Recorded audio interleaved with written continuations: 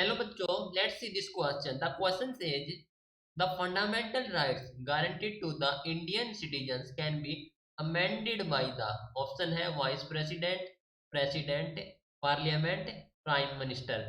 बच्चों पूछा गया है कि जो फंडामेंटल राइट्स हैं guarantee to the Indian citizen वो अमेंडमेंट यानी कि किसके द्वारा अमेंडेड किए जा सकते हैं, वाइस प्रेसिडेंट के द्वारा, प्रेसिडेंट के द्वारा, पार्लियामेंट के द्वारा या फिर प्राइम मिनिस्टर के द्वारा। तो key concept for this question is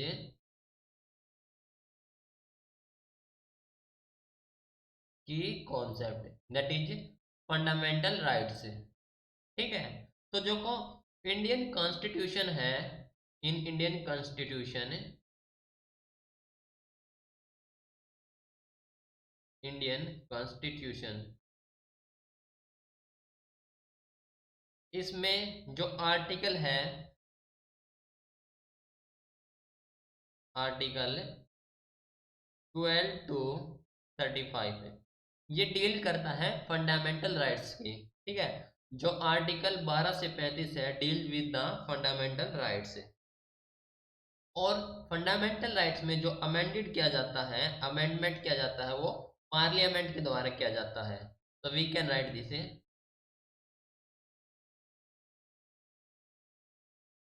fundamental rights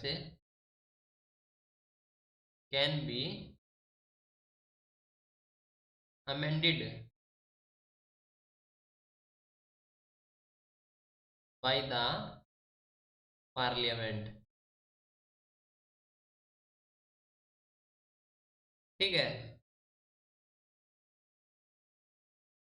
इसके द्वारा बाई कॉन्स्टिट्यूशनल अमेंडमेंट, बाई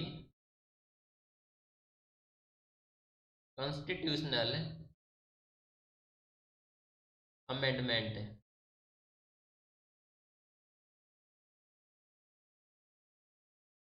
ठीक है। और जो फंडामेंटल राइट्स हैं इंडियन कॉन्स्टिट्यूशन के, वो सस्पेंड भी किया जा सकते हैं ड्यूरिंग द नेशनल इमरजेंसी। ठीक है। तो जो फंडामेंटल राइट हैं, the fundamental rights of Indian constitution, Indian constitution can be suspended, can be suspended during a national emergency, during a national emergency. ठीक है।